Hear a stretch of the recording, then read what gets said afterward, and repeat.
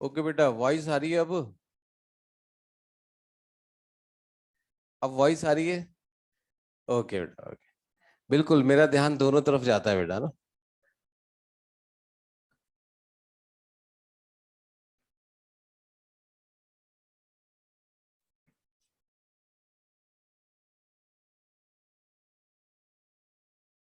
Okay बेटा, okay.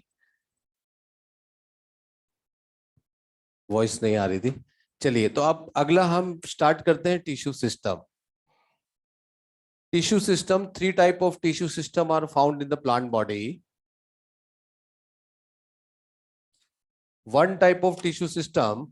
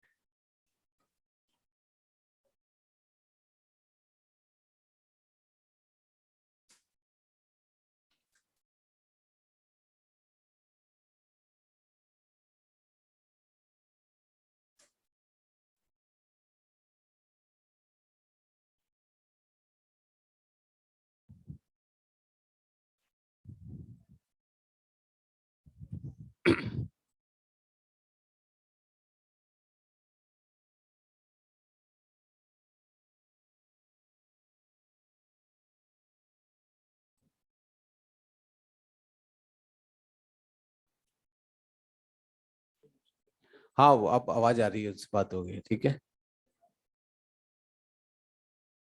बेटा। अभी अब जो करंट टॉपिक है उसको पढ़ते हैं, फिर आगे देखेंगे ना।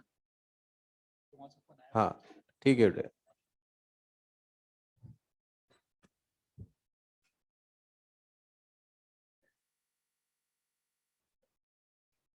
तो टिश्यू सिस्टम,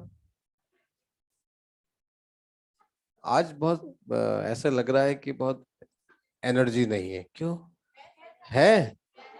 अच्छा, ऐसा लग रहा है बिल्कुल शांत शांत, कोई मतलब नहीं है ना। संडे के बाद मंडे आया इसलिए। Yes sir, Sunday for S, है ना बेटा, और एस फॉर स्टडी होता है। और कौन सी स्टडी? Self study. और एस फॉर क्या होता है? स्टूडेंट। और एस फॉर स्टडी। और एस फॉर संडे।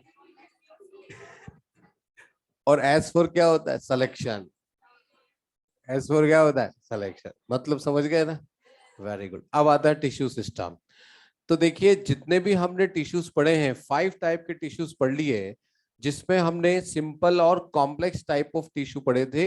ये सभी टिश्यू सिस्टम, ये सभी टिश्यूज मिलाकर किसका फॉर्मेशन करते हैं? Tissue system. प्लांट बॉडी में 3 टाइप ऑफ टिश्यू सिस्टम मिलता है बेटा, देखते हैं। One type of tissue system is called ETS, epidermal tissue system, and second is called GTS, ground tissue system, and third is called VTS, vascular tissue system. ठीक है? First epidermal tissue system, second ground tissue system, third vascular tissue system. ठीक है? एक scientist है जिसको आपने पहले कभी पढ़ा है। यस। कौन पढ़ा, किसको पढ़ा था? हैबरलैंड को पढ़ा था बेटा। हेडुड है, सॉरी, हैबरलैंड ने बोला था प्रोटोडर्म से कौन से टिश्यू सिस्टम प्रोड्यूस होते हैं? Epidermal tissue system. इस प्रोसेस को क्या बोला था बेटा? डिफरेंशिएशन। फिर आपने पढ़ा था एक ग्राउंड मेरिस्टेम, पढ़ा था बेटा। और इस ग्राउंड मेरिस्टेम से कौन सा टिश्यू डेवलप होते हैं? Very good. इस प्रोसेस को क्या बोलेंगे? डिफरेंशिएशन। और फिर हमने क्या पढ़ा था? प्रोकैम्बियम, पढ़ा था बेटा। प्रोकैम्बियम से कौन से टिश्यू बनेंगे? Vascular tissue system. और इस प्रोसेस को भी क्या बोलेंगे बेटा? डिफरेंशिएशन। अब देखते हैं एपिडर्मल टिश्यू सिस्टम में कौन कौन इंक्लूड होते हैं। एपिडर्मल टिश्यू सिस्टम में एपिडर्मिस, और एपिडर्मिस जो है वो प्लांट बॉडी का आउटर मोस्ट कवरिंग होती है। एपिडर्मिस जो है वो सबसे बाहर वाली लेयर है, आउटर मोस्ट लेयर। और आप जानते हैं आउटर मोस्ट लेयर का काम क्या होता है? प्रोटेक्शन। एपिडर्मिस जो होती है वो सिंगल लेयर के फॉर्म में होती है। एपिडर्मिस जो है वो सिंगल लेयर के फॉर्म में होती है, ठीक है, सिंगल लेयर। अब एपिडर्मल सेल्स कैसी होती है देखते हैं।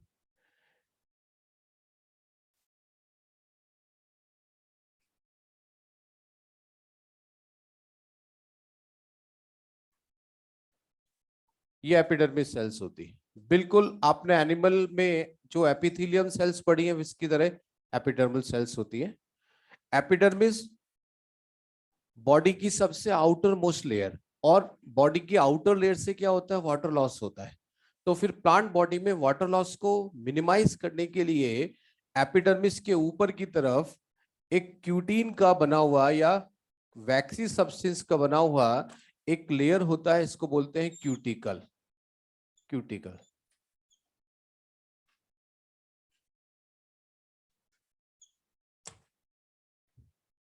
ये वाली जो लेयर है इसको बोलेंगे क्यूटिकल। क्यूटिकल किसका बना होता है? Compose of cutin. क्यूटीन क्या है बेटा? एक वैक्सी सब्सटेंस होता है। और प्रेजेंस ऑफ क्यूटिकल क्या होता है? वाटर लॉस मिनिमाइज होता है। तो एपिडर्मल टिश्यू सिस्टम में कौन इंक्लूड होती है? एपिडर्मिस। एपिडर्मिस प्लांट बॉडी का आउटर मोस्ट लेयर, और ये कैसा है? सिंगल लेयर के फॉर्म में, ठीक है। किससे प्रोड्यूस होती है? प्रोटोडर्म। प्रोटोडर्म किसका पार्ट है? एपिकल मेरिस्टेम का, ठीक है। अब देखिए ये जो सेल्स है ये पेरेन्काइमेटस सेल्स ही है, लेकिन अदर पेरेन्काइमेटस सेल्स से ये थोड़ी सी डिफरेंट होती है। कैसा? कि एक तो इनमें कोई फूड स्टोरेज नहीं होता, क्योंकि कभी भी आउटर बॉडी की जो सेल्स है उसमें फूड स्टोरेज नहीं होता। सेकेंडली, अगर कोई सेल फोटोसिंथेसिस करती है तो उसके पास क्या होते हैं? क्लोरोप्लास्ट। डेफिनेटली कभी भी यहां पर क्लोरोप्लास्ट नहीं होंगे, क्योंकि ये प्लांट बॉडी का आउटर पार्ट है। तो एपिडर्मल सेल में क्लोरोप्लास्ट नहीं होते, लेकिन एक्सेप्शनली आप एक एपिडर्मल सेल आपने पढ़ा है गार्ड सेल, जिसमें क्लोरोप्लास्ट होते हैं। अब प्लांट बॉडी में 3 ऑर्गन्स होते हैं, या प्लांट बॉडी के 3 पार्ट्स होते हैं। फर्स्ट पार्ट क्या हो गया बेटा? रूट। रूट। अब हम तीनों रूट, स्टेम और लीफ तीनों में एपिडर्मिस देखेंगे कि उस एपिडर्मिस पर कौन कौन से स्ट्रक्चर्स डेवलप होते हैं, उनको भी देखेंगे। रूट, पहली बात तो रूट कहाँ होती है बेटा? अंडरग्राउंड। तो अंडरग्राउंड है तो वहां तो वाटर की डेफिशिएंसी होगी नहीं। वहां तो ऑलरेडी क्या होता है? वाटर होता है, मॉइस्चर होता है सॉइल के अंदर, इसलिए वहां पर क्यूटीन एब्सेंट होता है। क्यूटीन एब्सेंट होता है एपिडर्मिस ऑफ रूट में। अब आपने आपने वाटर एब्जॉर्प्शन प्रोसेस पढ़ा है बेटा? तो जो रूट की एपिडर्मिस होती है, उन्हीं एपिडर्मल सेल्स का एक एक्सटेंशन हो जाता है, और उन एक्सटेंशन को हम क्या बोल देते हैं? Root hair. ये एपिडर्मिस है, और इस एक्सटेंशन को क्या बोल देते हैं बेटा? Root hair. ये रूट हेयर। तो ये जो डायग्राम हमने बनाया है, ये डायग्राम किसका है? रूट एपिडर्मिस का।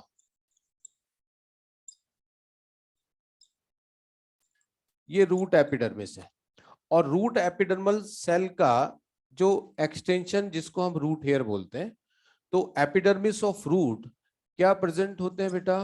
Root hairs. Root hairs.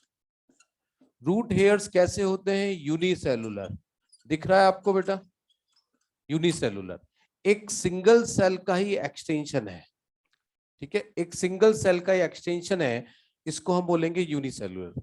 और आपको पता है ऐसे एक्सटेंशन होने से रूट जो सेल बनाया है, या फिर हम इसको बोल सकते हैं रूट एपिडर्मल सेल का सरफेस एरिया इंक्रीज हो गया। सरफेस एरिया इंक्रीज होने से क्या होता है? एब्जॉर्प्शन सरफेस बढ़ गई। तो फिर इसलिए रूट हेयर्स क्या काम करते हैं? वाटर एब्जॉर्प्शन करते हैं। इनकी सेल में आपने अच्छे से पढ़ा है कि यहाँ वैक्यूल होती है लार्ज, ठीक है। और आप जब आपने पढ़ा था वाटर एब्जॉर्प्शन प्रोसेस, तो आपने देखा था डीपीटी और ओपी के बेसिस पर कैसे रूट हेयर में वाटर एंटर होता है, फिर उनकी पास वाली सेल से होता हुआ सीधा कहाँ जाता है? जाइलम में पहुंच जाता है। वो पूरा जो पाथवे ऑलरेडी आप डिस्कस कर चुके हो, केवल हम यहाँ देख रहे हैं कि एपिडर्मिस ऑफ रूट में रूट हेयर्स होते हैं, और रूट हेयर्स भी किस टिश्यू सिस्टम का पार्ट है? Epidermal tissue system. क्योंकि सिर्फ और अब यहाँ पर हम क्या देख रहे हैं, हम यहाँ पर स्ट्रक्चर्स से रिलेटेड पोर्शन डिस्कस कर रहे हैं, पूरा फिजियोलॉजी से रिलेटेड हम पोर्शन यहाँ डिस्कस नहीं कर रहे। ठीक है, तो रूट हेयर्स भी किसका पार्ट है? Epidermal tissue system. Because root hair किससे बने हैं? Epidermis of root. और रूट की एपिडर्मिस पर क्या एब्सेंट होती है? क्यूटिकल। क्यूटिकल, क्यूटिन की जगह हम क्यूटिकल लिखें, ज्यादा अच्छा है नोट। Cuticle absent. अब आता है बेटा स्टेम। स्टेम, स्टेम की एपिडर्मिस, मान लीजिए ये स्टेम, हम इसको ऐसे बना देते हैं लॉन्गिटेड, और यहां हमने क्या लिखा? स्टेम लिख दिया। ठीक है, और ये आउटर मोस्ट लेयर इसकी एपिडर्मिस है। तो स्टेम एरियल पार्ट होता है पहले तो, रूट अंडरग्राउंड पार्ट है, इसलिए एरियल पार्ट है। तो एरियल पार्ट पर क्या प्रेजेंस होगा बेटा? थिन क्यूटिकल प्रेजेंस होगी, क्योंकि स्टेम से वाटर लॉस को मिनिमाइज करने के लिए यहां पर क्यूटिकल प्रेजेंट होती है। रूट की एपिडर्मिस पर यूनिसेलुलर हेयर है, जबकि स्टेम की एपिडर्मिस पर हेयर्स कैसे होते हैं? Multi cellular. और इन मल्टी सेलुलर हेयर्स को क्या बोल देते हैं बेटा? ट्राइकोम्स। इनको ट्राइकोम्स बोलते हैं। और ट्राइकोम्स पर भी बहुत माइन्यूट लेवल पर क्यूटिकल होती है, इनको बोलेंगे ट्राइकोम्स। This one. तो हम सिर्फ यहां पर स्ट्रक्चर देख रहे हैं। तो ये ट्राइकोम्स भी किससे डेवलप हो रहे हैं? एपिडर्मिस ऑफ स्टेम से डेवलप हो रहे हैं। इसलिए स्टेम की सरफेस पर क्या प्रेजेंस होंगे? ट्राइकोम्स, जो हमने यहां लिखा है ट्राइकोम्स। और आपको ध्यान रखना है ट्राइकोम्स कैसे होते हैं? Generally multi cellular, multi cellular होते हैं। ट्राइकोम्स को स्टेम हेयर या शूट हेयर भी बोल सकते हैं। ठीक है, trichomes also called stem hair या शूट हेयर। तो रूट हेयर और ट्राइकोम्स में हमको डिफरेंस पता लग गया। रूट हेयर्स कहाँ मिलते हैं? रूट पर, जबकि ट्राइकोम्स कहाँ मिल रहे हैं बेटा? स्टेम पर। स्टेम की एपिडर्मिस पर क्यूटिकल प्रेजेंस होती है, क्यूटिकल यहाँ प्रेजेंस होती है, क्योंकि स्टेम प्लांट बॉडी का एरियल पार्ट है, और जो भी एरियल पार्ट होते हैं उसमें वाटर लॉस को मिनिमाइज करने का एडेप्टेशन जरूर होता है। इसका फंक्शन एक और देखते हैं। मान लीजिए यहां पर हमने ये स्टेम बना दिया, और स्टेम की सरफेस पर ऐसे माइन्यूट हेयर्स हैं। आपने कई बार कुछ प्लांट देखे होंगे जिनकी स्टेम पर बहुत पतले पतले हेयर्स होते हैं। देखिए बेटा, मोस्टली हर्बेशियस जो प्लांट होते हैं उनके स्टेम पर हेयर्स होते हैं, और इन हेयर्स की वजह से अब एपिडर्मिस डायरेक्ट एटमॉस्फेयर के कांटेक्ट में नहीं है। तो फिर हेयर्स भी क्या करते हैं? वाटर लॉस को मिनिमाइज करते हैं। ये हेयर्स प्रोटेक्शन भी प्रोवाइड करते हैं प्लांट बॉडी को, और इसके साथ साथ वाटर लॉस को मिनिमाइज करने का भी काम करते हैं। मॉड्यूल में जो जहां पर ट्राइकोम्स का फंक्शन लिखा हुआ है, आप उसको अंडरलाइन करें या टिक करें, ट्राइकोम्स का फंक्शन।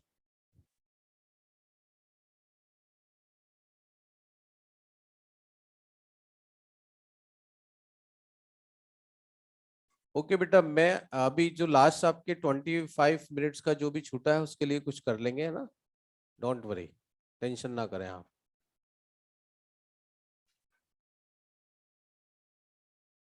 तो ट्राइकोम्स का फंक्शन हो गया, एक तो वाटर लॉस को मिनिमाइज कर रहे हैं, और सेकंड प्रोटेक्शन है।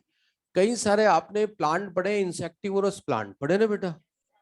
इंसेक्टिवोरस प्लांट पर भी कुछ हेयर लाइक स्ट्रक्चर होते हैं जो स्टिकी सब्सटेंस को सिक्रेट करते हैं।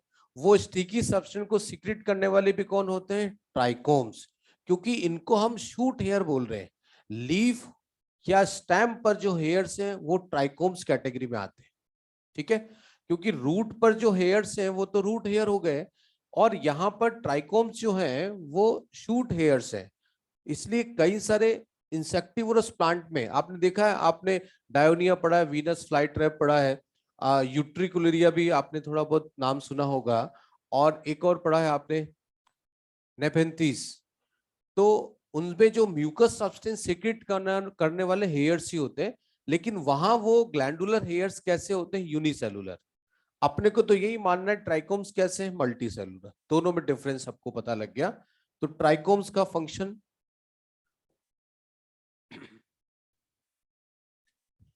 अब आता है बेटा कौन सा ऑर्गन देख रहे हैं। देखिए रूट हमने पढ़ लिया, स्टेम पढ़ा, अब हम क्या देख रहे हैं बेटा, लीफ। लीफ, आपको पता है लीफ की एपिडर्मिस पर कौन से स्ट्रक्चर्स प्रेजेंट होते हैं, स्टोमेटा। स्टोमेटा प्रेजेंस होते हैं। और लीफ की एपिडर्मिस पर क्या प्रेजेंस होती है, cuticle. Cuticle also present stomata. और जब भी आपने स्टोमेटा पढ़े हैं तो स्टोमेटा का दो फंक्शन होते हैं बेटा। फर्स्ट, स्टोमेटा का फंक्शन किस लिए होते हैं, एक्सचेंज ऑफ गैसेस। और जब गैसेस एक्सचेंज करते हैं तो वाटर लॉस भी होता है, इसको बोलते हैं ट्रांसपिरेशन, स्टोमेटल ट्रांसपिरेशन। तो देखिए root hairs, trichomes, stomata, these all three structures are included in epidermal tissue system because they develop from epidermal cell. तो एपिडर्मिस और उससे रिलेटेड जितने भी स्ट्रक्चर्स हैं वो सब मिलकर किसका फॉर्मेशन करते हैं, एपिडर्मल टिश्यू सिस्टम। तो और एपिडर्मल टिश्यू सिस्टम डेवलप किससे हो रहा है, प्रोटोडर्म से। एनसीईआरटी ने इन सबको क्या लिखा है, डर्मल टिश्यूज। ये सब क्या है बेटा, डर्मल टिश्यूज। लीफ, हम लीफ का स्ट्रक्चर देखते हैं बेटा। लीफ, आप जानते हैं लीफ का टेक्सचर रूट और स्टेम से बिल्कुल डिफरेंट है। लीफ एक फ्लैट स्ट्रक्चर होता है, जबकि रूट स्टेम कैसा है, सिलेंड्रिकल स्ट्रक्चर। तो लीफ फ्लैट है तो इसलिए यहां पर एपिडर्मिस भी टू होगी, अपर एपिडर्मिस और लोअर एपिडर्मिस। देखिए अपर एपिडर्मिस और लोअर एपिडर्मिस। और लीफ का सरफेस एरिया सबसे ज्यादा होता है, इसलिए आपको पता है लीफ से वाटर लॉस भी ज्यादा होगा। और इसलिए लीफ में ऊपर की तरफ क्यूटिकल थिक होती है, क्योंकि ऊपर की तरफ लाइट ज्यादा गिरती है, और लाइट ज्यादा गिरेगी तो वाटर लॉस कैसा होगा, ज्यादा होगा। इसलिए ऊपर की तरफ क्यूटिकल थिक होती है। और क्यूटिकल तो नीचे भी होती है, लेकिन नीचे की तरफ क्यूटिकल कंपैरेटिवली थिन होगी। ये एडेप्टेशन है। फिर लीफ की सरफेस पर ऐसे स्टोमेटा प्रेजेंट होते हैं, ये पोर है लीफ की सरफेस पर, ये स्टोमेटा है। हमने लास्ट क्लास में देखा था कि लीफ का जो पैरेन्काइमा है उसको क्या बोलते हैं, मेसोफिल। लीफ पर ये क्यूटिकल है, सबसे ज्यादा थिक क्यूटिकल लीफ पर होती है। और ये स्ट्रक्चर क्या है बेटा, स्टोमेटा। स्टोमेटा का नंबर भी कहां ज्यादा होता है, लोअर सरफेस पर, क्योंकि वाटर लॉस को मिनिमाइज करने के लिए कुछ एडेप्टेशंस होते हैं स्टोमेटा। और स्टोमेटा का स्ट्रक्चर आप बहुत अच्छे से आपको पता है। स्टोमेटा कौन कौन से सेल से मिलकर बनते हैं बेटा, यस बेटा, गार्ड सेल्स, सब्सिडरी सेल्स,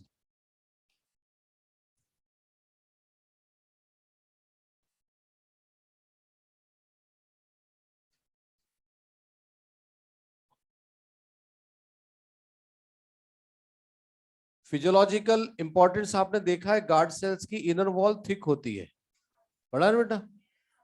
और गार्ड सेल्स के पास डेंस न्यूक्लियस होता है, मतलब साइटोप्लाज्म, और लार्ज न्यूक्लियस होता है।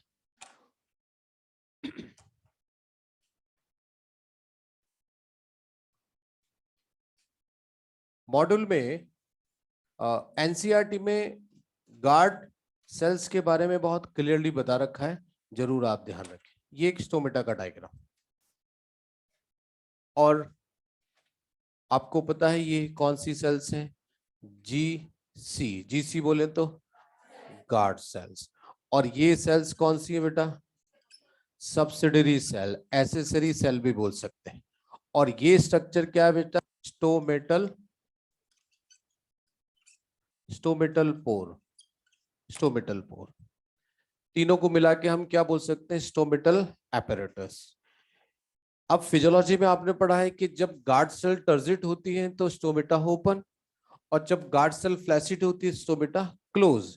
जब सब्सिडरी सेल से वाटर एंटर हो गया यहाँ पर तो टर्जिट ओपन, वाटर वापस चला गया सब्सिडरी सेल्स में तो फ्लैसिड क्लोज। जरूर ध्यान रखें स्टोमेटा। अब देखिए गार्ड सेल्स कौन से टिश्यू सिस्टम में आएगा? एपिडर्मल टिश्यू सिस्टम, क्योंकि किस गार्ड सेल्स हैं क्या? Modified epidermal cell. Subsidiary cells क्या है? Modified epidermal cell. तो सब्सिडरी सेल्स भी किसका पार्ट है? किसका पार्ट है? Epidermal tissue system. क्या companion cell epidermal tissue system का पार्ट है क्या? है क्या? क्योंकि कंपेनियन सेल कहां थे? वेस्कुलर टिश्यू सिस्टम में। कहां आएंगे? यहां आएंगे। तो जितनी भी नेम वाली सेल्स आई है उन सबको आपको ध्यान रखना है, ठीक है? तो यहां पर देखें कौन कौन सी सेल्स आ गई। रूट हेयर आ गए, ट्राइकोम्स आ गए, स्टोमेटा। स्टोमेटा में गार्ड सेल्स, सब्सिडरी सेल और स्टोमेटल हेयर्स।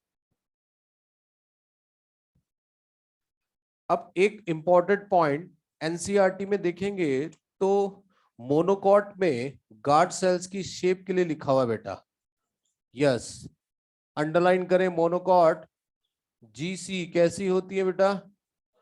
डंबल शेप होती है। मैंने नीचे छोटा सा लिख दिया डंबल शेप, जरूर ध्यान रखें।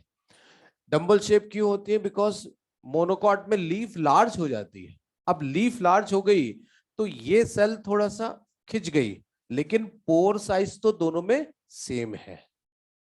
तो due to elongation of leaf guard cells कैसी हो जाती है?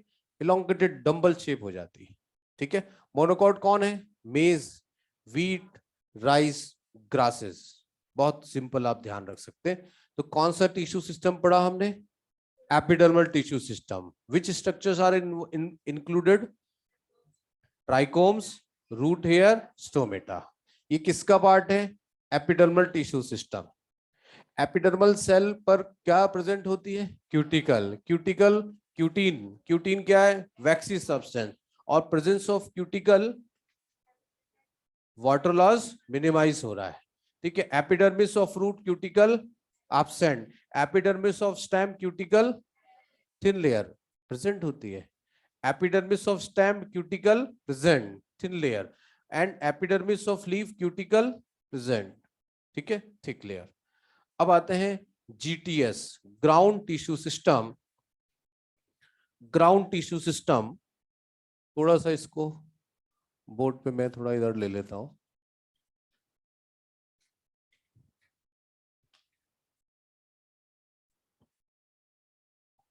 जीटीएस और जीटीएस किससे बना था? ग्राउंड मेरिस्टेम से, ठीक है?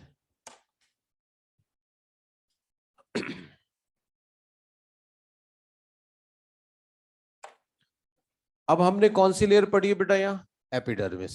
एपिडर्मिस के नीचे कौन सा एरिया आता है? यस, सबसे पहले हम लिखेंगे कॉर्टेक्स। कॉर्टेक्स, ठीक है?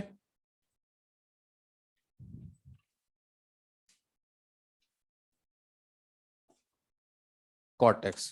कॉर्टेक्स कौन कौन सी लेयर में डिफ्रेंशिएट होती है बेटा? हाइपोडर्मिस और जनरल कॉर्टेक्स और एंडोडर्मिस। हाइपोडर्मिस, जनरल कॉर्टेक्स और एंडोडर्मिस। हाइपोडर्मिस कैसी होती है बेटा? एमएल, एमएल बोले तो मल्टी लेयर, है ना बेटा? जनरल कॉर्टेक्स भी कैसी होती है? एमएल, एमएल बोले तो। और एंडोडर्मिस कैसी होती है? एसएल, एसएल बोले तो सिंगल लेयर। और आपको पता है कि हाइपोडर्मिस जैसे ही आया है तो आपके दिमाग में तुरंत स्ट्राइक किया होगा कि अगर प्लांट डाइकॉट स्टेम है, याद आ गया?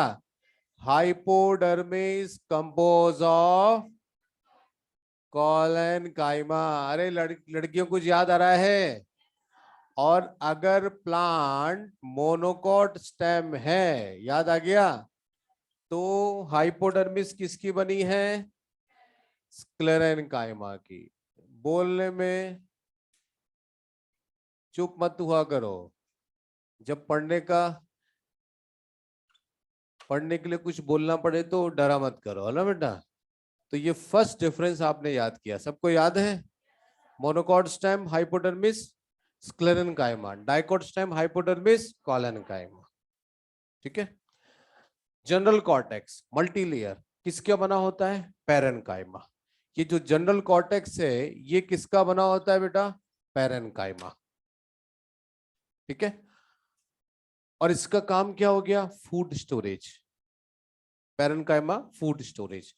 एंडोडर्मिस सिंगल लेयर किसका बना होता है बेटा? पैरेनकाइमा। हम जब भी एंडोडर्मिस पढ़ेंगे, चाहे वो स्टेम की एंडोडर्मिस हो या रूट की, कुछ ना कुछ खास बात होती है। रूट की एपिडर्मिस में हम देखेंगे कैस्पेरिन स्ट्रिप्स, और स्टेम की एंडोडर्मिस को हम बोलेंगे स्टार्च शीथ। कुछ ना कुछ इंपॉर्टेंट। कॉर्टेक्स के बाद इसके नीचे लेयर आती है, इसको बोलते हैं पेरीसाइकिल। कौन सी साइकिल? पेरीसाइकिल किससे चलती है? पैरों से चलती है ना बेटा, इसलिए क्या नाम आ गया? पेरीसाइकिल। और देखें क्या है ये? एम एल बोले तो, अरे कुछ तो बोला करो, और एस एल बोले तो, वेरी गुड। कुछ और मत समझना बेटा, शांतिलाल और मोतीलाल, है ना। पेरीसाइकिल। और जब आप रूट में देखेंगे तो रूट की पेरीसाइकिल बनी होती है प्रोसेनकाइमा की। यस और नो? कुछ याद है? हाँ, कहाँ था? पेरेनकाइमा में पढ़ा था हमने, प्रोसेनकाइमा पढ़ा था। ठीक है, आगे चले। और ये भी पेरेनकाइमा और स्क्लेरेनकाइमा का बना होता है। पेरीसाइकिल के बाद नो, मेडुलरी रेज। कौन सी रेज बेटा? Medullary rays. ये भी रेडियली पेरेनकाइमा सेल्स हैं और किसकी बनी होती है? पेरेनकाइमा की। और इसके बाद सबसे अंदर आता है, इसको बोलते हैं पित्त। पित्त भी मल्टीलेयर होता है और किसका बना होता है? पेरेनकाइमा। तो देखिए, ये वाला पार्ट भी पेरेनकाइमा का है, ये वाला पार्ट भी पेरेनकाइमा है। तो फिर maximum part ground tissue system का किसका बना होता है? पेरेनकाइमा। लेकिन ग्राउंड टिश्यू सिस्टम में all type of simple permanent tissue आ गए हैं। देखो डाइकोट में, है ना, और मोनोकोट में, और बाकी तो क्या है? तो all type of simple permanent tissues are included in ground tissue system. ये ग्राउंड टिश्यू सिस्टम सबसे बड़ा होता है, इसलिए इसको हम बोल सकते हैं फंडामेंटल फंडामेंटल टिश्यू सिस्टम। इसके साथ साथ हम इसको क्या बोल सकते हैं? Largest tissue system in plant body, ground tissue system. अभी तक जितनी लेयर्स हमने पढ़ी हैं कॉर्टेक्स में, हाइपोजनरल, पेरिसाइकिल, मेडुलरी, स्पिथ, ये किसके लिए है बेटा? रूट और स्टेम के लिए, जिनकी बॉडी सिलेंड्रिकल होती है, लीफ के लिए नहीं है। तो फिर लीफ का ग्राउंड टिश्यू किसका बना होता है बेटा? मिजोफिल का, है ना बेटा। तो फिर हम ध्यान रखेंगे, लीफ मिजोफिल, लीफ मिजोफिल किसका ग्राउंड टिश्यू है? किसका ग्राउंड टिश्यू है? लीफ का। कॉर्टेक्स, पेरिसाइकिल, मेडुलरी, स्पिथ किसके ग्राउंड टिश्यू हैं? रूट एंड स्टेम के। लीफ का मिजोफिल, ध्यान रहेगा। देखो डायग्राम भी बना रखा है, इसलिए मैंने लिखा था मिजोफिल। ये अपर एपिडर्मिस, ये लोअर एपिडर्मिस। एपिडर्मिस के नीचे हमेशा कौन सा टिश्यू आता है? Ground tissue. देखे, एपिडर्मिस के नीचे कौन सा टिश्यू आया है? Ground tissue. एपिडर्मिस को हमने अलग लिखा था। तो फिर लीफ में ये अपर एपिडर्मिस, लोअर एपिडर्मिस, उसके बीच में कौन सा टिश्यू है? मिजोफिल। तो मिजोफिल कौन सा टिश्यू इंडिकेट करता है लीफ में? Ground tissue. ठीक है। ग्राउंड टिश्यू का मैक्सिमम पार्ट किसका बना होता है? पेरेनकाइमा। और पेरेनकाइमा का फंक्शन क्या हो गया? फूड स्टोरेज करना। ठीक है। अगर कोई स्पेसिफिक या स्पेशल टिश्यू आता है जैसे सिक्रेशन करने वाले टिश्यू आ गए। वो टिश्यू ज्यादातर कौन से रीजन में मिलते हैं? कॉर्टेक्स। कॉर्टेक्स में भी कौन सा? जनरल कॉर्टेक्स में मिलते हैं। ठीक है, तो हमने कौन सा टिश्यू सिस्टम पढ़ा? Ground tissue system. आगे चलते हैं, वेस्कुलर टिश्यू सिस्टम। और वेस्कुलर टिश्यू सिस्टम में कौन आता है? Xylem and phloem. कौन आते हैं? अरे कौन आते हैं? दोनों को मिलाकर बोलते हैं वेस्कुलर बंडल। क्या बोलते हैं? अरे कुछ तो बोल दो, क्या बोलते हैं? लड़की तेने बोला क्यों नहीं? आवाज नहीं आई मेरे को। अरे मैं डांट थोड़ी रहा हूं। क्या बोलते हैं? Vascular bundle. क्या बोलते हैं? Very good. तो अब किसको पढ़ेंगे हम? वेस्कुलर बंडल को। सबने नोट कर लिया? फोटो खींच रहे हैं? चलिए मैं साइड में हो जाता हूँ। ऑनलाइन स्टूडेंट समझ में आ गया? बेटा अब 30 पिछला जो हो गया उसको मत परेशान हो आप। मैंने कहा ना उसका कुछ ना कुछ करेंगे, है ना? 35 मिनट जरूर, मैं आपको 1 आवर एक्स्ट्रा बढ़ा दूंगा, चिंता मत करो। ठीक है बेटा, लेकिन अभी आप ये देखें जो हम पढ़ा रहे हैं ना बेटा, leaf mesophyll. Mesophyll is a parenchyma. और कहाँ मिलता है वो? लीफ में मिलता है।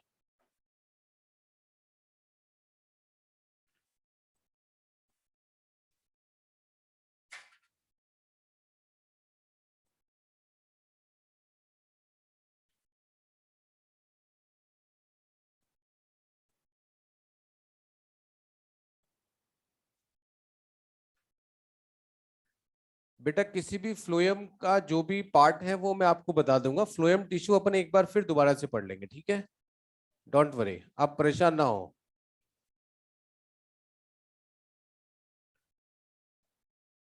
ठीक है, मैं बोर्ड पे पूरा समझा दूंगा, लेकिन अभी जो हम पढ़ा रहे हैं उसको ध्यान दें। रफ कर दे। अरे हो गया।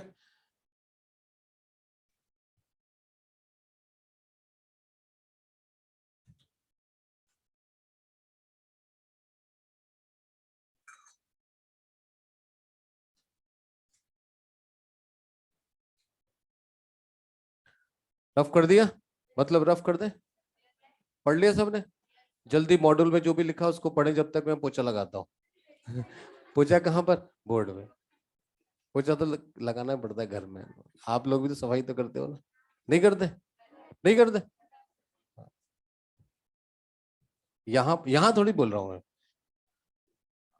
अब आपको क्लियर दिखे इसलिए ना, कपड़े से साफ कर रहे हैं, डस्टर से साफ नहीं होता।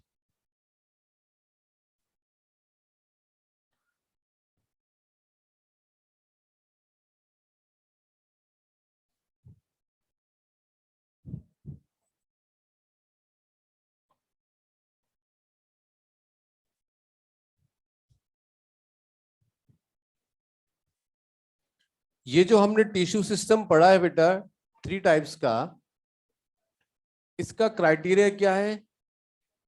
Location in plant organ. Plant organ में जहां मिल रहे हैं उसके बेसिस पर हमने पढ़ा।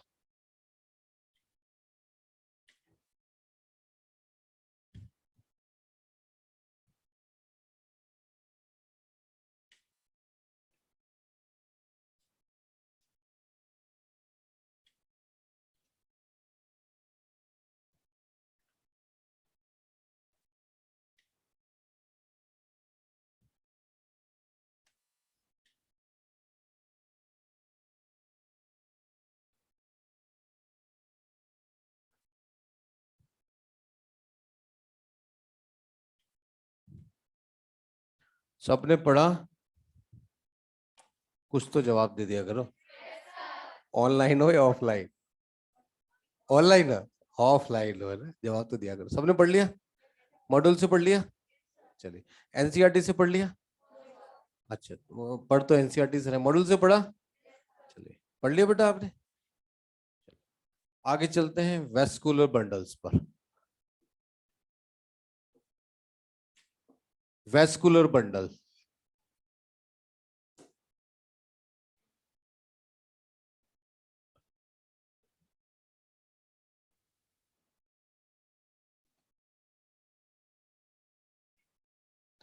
जैसे हमने अभी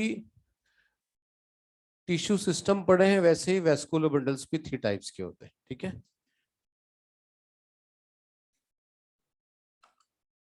3 टाइप ऑफ वेस्कुलर बंडल।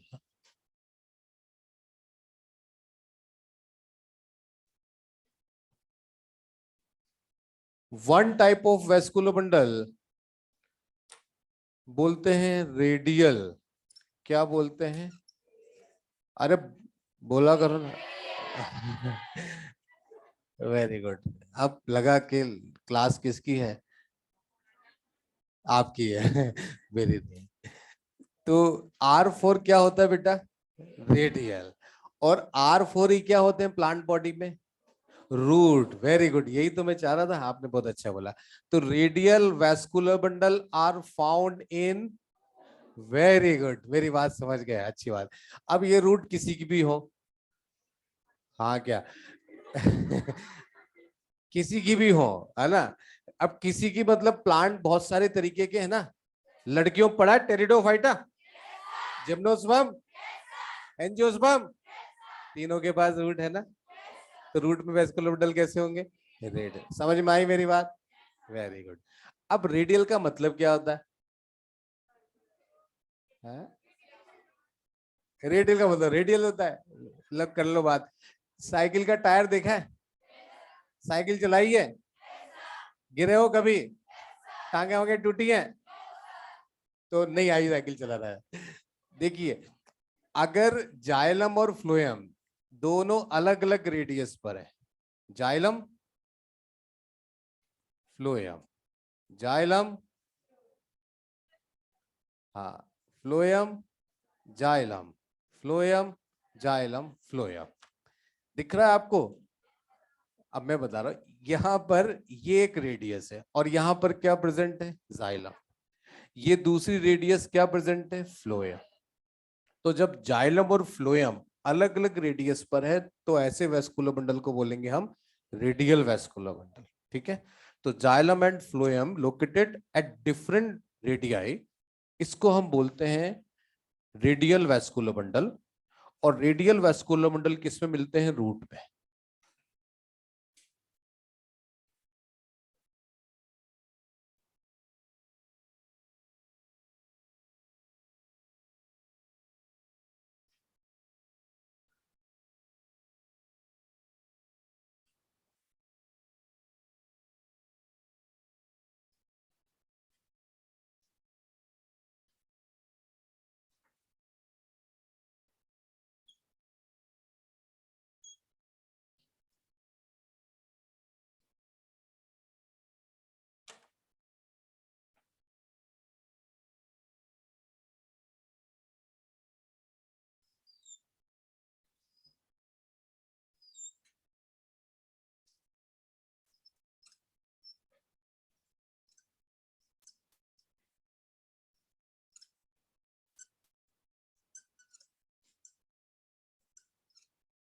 देख सकते हैं बेटा, जाइलम, फ्लोएम, फिर जाइलम, फिर फ्लोएम, फिर जाइलम, अलग अलग रेडियस पे। तो हम ऐसा भी बोल सकते हैं, जाइलम के बाद फ्लोएम आ रहा है, फिर जाइलम आ रहा है, तो xylem and phloem located at alternate manner, ऐसा भी बोल सकते हैं। डिफरेंट रेडियस पर है और अल्टरनेट मैनर में है, ठीक है। तो हम इस वेस्कुलर बंडल को क्या बोलेंगे? रेडियल। देखते हैं बेटा, लास्ट क्लास में आपने देखा था, मैंने बताया था कि जाइलम का जो नैरो पार्ट है वो किसको बता रहा है? प्रोटोजाइलम। ब्रॉड पार्ट किसको बता रहा है? Very good. तो ये वाला जो पार्ट है वो है प्रोटोजाइलम, और ये वाला जो पार्ट है वो क्या है बेटा? मेटाजाइलम, ठीक है। अब देखिए, प्रोटोजाइलम कहाँ है बेटा? बाहर, पेरिफेरल, बाहर, पेरिफेरल, एक ही बात है। जब प्रोटोजाइलम बाहर की तरफ होता है या पेरिफेरल होता है तो ऐसे वेस्कुलर बंडल को क्या बोल देते हैं बेटा? एक्सार्च। तो जब वेस्कुलर बंडल रेडियल होंगे तो फिर प्रोटोजाइलम की पोजीशन टुवर्ड्स द पेरिफेरल, और जब प्रोटोजाइलम टुवर्ड्स द पेरिफेरल होगा तो ऐसे जाइलम को क्या बोलेंगे हम? एक्सार्च, क्योंकि प्रोटोजाइलम किसका पार्ट है? जाइलम का, ठीक है। फिर और देखते जाए। अब बताइए पहले कौन डेवलप होता है? प्रोटोजाइलम। बाद में कौन बनता है? तो देखिए डेवलपमेंट की डायरेक्शन कैसी होगी बेटा? कैसी होगी बेटा? Peripheral to central. Peripheral to central क्या बोलेंगे? सेंट्रीफ्यूगल बोलेंगे, सेंट्रीपिटल बोलेंगे? सेंट्रीपिटल। इसलिए दूसरा वर्ड क्या आ गया बेटा? सेंट्रीपिटल। दो अलग अलग वर्ड आए हैं, ठीक है। तो जब वैस्कुलोमंडल रेडियल है तो प्रोटोजाइलम की पोजीशन बाहर, क्या बोलेंगे? एक्सार्च। और जब वैस्कुलोमंडल रेडियल है तो development of primary xylem centripetal. Centripetal का मतलब towards the peripheral to central, ठीक है। तो रेडियल के साथ दो कौन सी टर्मिनोलॉजी आ गई? एक्सार्च एंड सेंट्रीपिटल, ठीक है। नोट कर ले।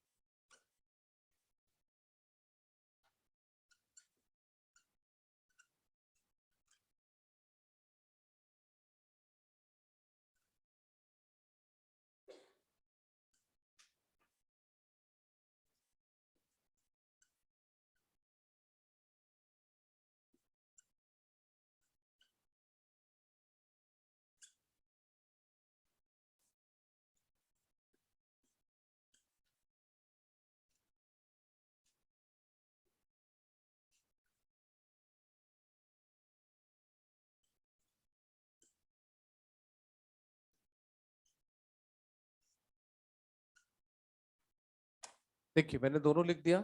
एक्सार्च कब बोलेंगे? जब प्रोटोजाइलम पेरिफेरल है या आउटर है, ठीक है। सेंट्रीपिटल कब बोलेंगे? जब development of primary xylem peripheral to central होगा, ठीक है। दोनों जो वर्ड है वो अलग अलग उनके व्यू के बेसिस पर दिए हैं। तो देखिए जिम्नो की रूट हो या टेरिडो की रूट हो या एंजियोस्पर्म की रूट हो, हमेशा जाइलम, प्राइमरी जाइलम या प्रोटोजाइलम कैसा होगा? एक्सार्च। और डेवलपमेंट कैसा होगा? Centripetal.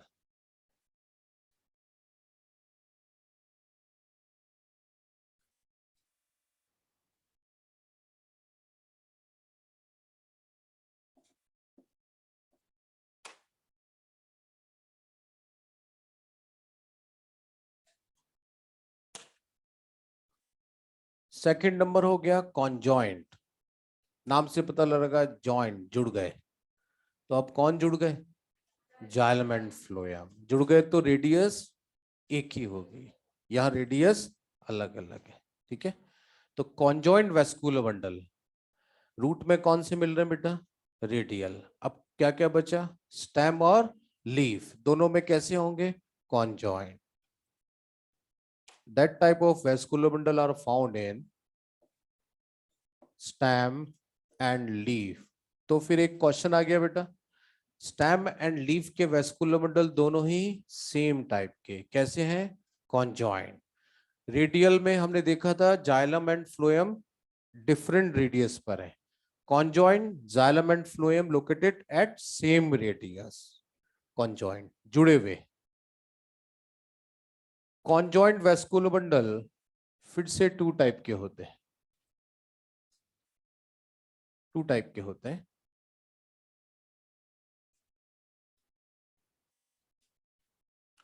conjoint collateral and conjoint bicollateral. Collateral and bicollateral.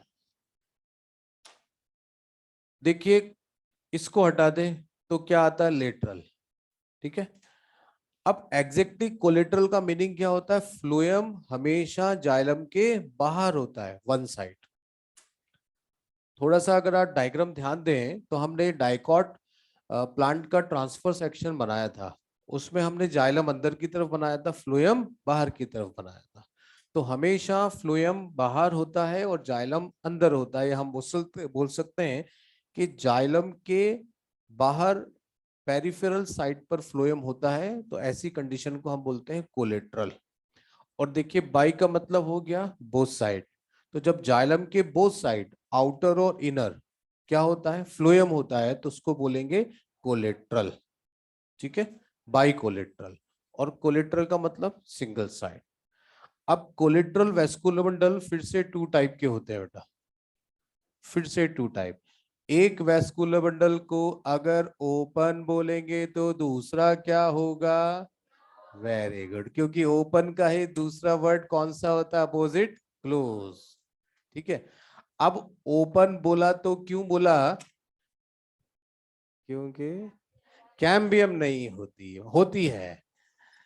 जब वेस्कुलर बंडल के बीच में कैम्बियम प्रेजेंस होगी तो उसको बोलेंगे ओपन टाइप, और जब कैम्बियम absent है तो क्या बोलेंगे? Close type of vascular bundle. Open का मतलब देखें, यहां पर डायग्राम भी बना देते हैं हम, डायग्राम बनाने से ज्यादा अच्छा क्लियर हो जाता है। देखें, ये कैम्बियम है, और जैसे ही हमने कैम्बियम बनाई, आपने तुरंत बोल दिया कि सर बाहर की तरफ तो फ्लोएम है, अंदर की तरफ तो क्या है? जाइलम है। और ये भी बहुत अच्छे से आपको पता लग गया, इस कैम्बियम को बोलते हैं इंट्राफेसिकुलर कैम्बियम, बोलते हैं क्या? और हमने आपको बताया था कि ये कैम्बियम है तो ही क्या है? ओपन। और ओपन का मतलब they have capable to the formation of secondary tissues, बताया था आपको।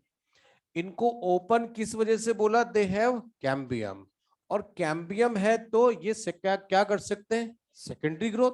और सेकेंडरी ग्रोथ करेंगे तो क्या प्रोड्यूस करेंगे? क्या करेंगे बेटा? Secondary tissues. तो इंट्राफेसिकुलर कैम्बियम, कैम्बियम। तो एनसीईआरटी में जरूर ध्यान रखें, इनको बोला गया है ओपन, क्योंकि because they have capable to the formation of secondary tissue, that's why they are called open.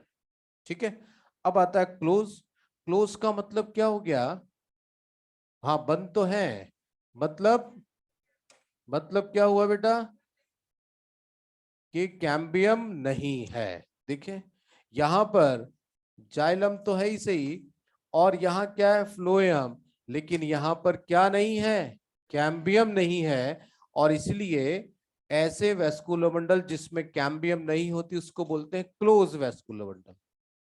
इसलिए इनके पास सेकेंडरी टिश्यू बनाने की कैपेसिटी नहीं होती। अब ये ओपन वेस्कुलर बंडल किन में होते हैं बेटा? ओपन वेस्कुलर बंडल होते हैं डाइकॉट स्टेम में। इसके साथ साथ यस, जिम्नोस्पर्म स्टेम में भी होते हैं। और क्लोज वेस्कुलर बंडल किस में होते हैं बेटा? मोनोकॉट स्टेम में होते हैं। इसके साथ साथ लीफ में भी कौन से होते हैं? क्लोज टाइप के होते हैं। अब ये क्लोज क्यों है? क्योंकि इनमें सेकेंडरी ग्रोथ नहीं हो सकती। एनसीईआरटी में तो इतना ही दिया हुआ है ना। अभी हमको बाइकोलेटरल पढ़ने हैं, और थर्ड टाइप जो है हम अगली क्लास में पढ़ लेंगे, फिर भी इनका नाम लिख सकते हैं, कॉन्सेंट्रिक। अभी एक पॉइंट और बाकी है, अब इसको हम बाद में पढ़ेंगे, फिर क्लास का टाइम।